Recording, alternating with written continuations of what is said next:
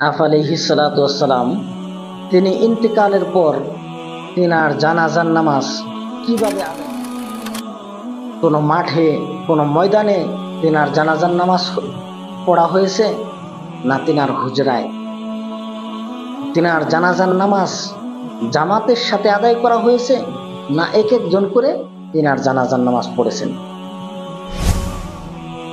তিনার জানাজার নামাজ শুধুমাত্র পুরুষ মানুষই পড়েছেন, না মহিলারাও পড়েছে। তিনার জানাজার নামাজ পুরুষ, মহিলা, বাচ্চা, গোলাম সবাই তিনার জানাজার নামাজ পড়েছেন।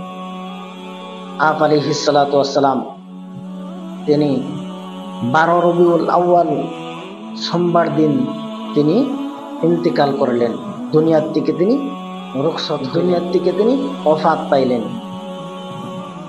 মঙ্গলবার দিন থেকে বুধবার দিন রাত পর্যন্ত তিনার জানাজার নামাজ পড়া হয়েছে। তবে জামাতের সাথে তিনার জানাজার নামাজ হয় নাই।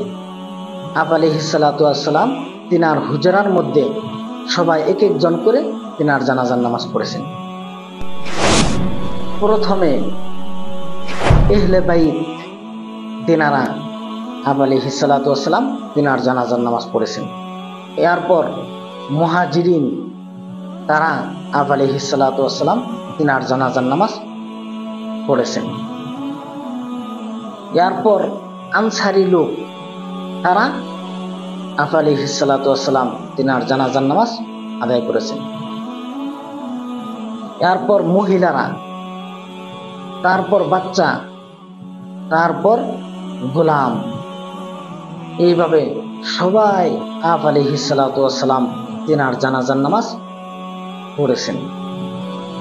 তবে কোনো ব্যক্তি জামাতের সাথে জানাজার নামাজ পড়েন নাই। আপ আলাইহিস সালাতু ওয়াসসালাম তিনার জানাজার নামাজ এক একজন করে আদায় করেছেন।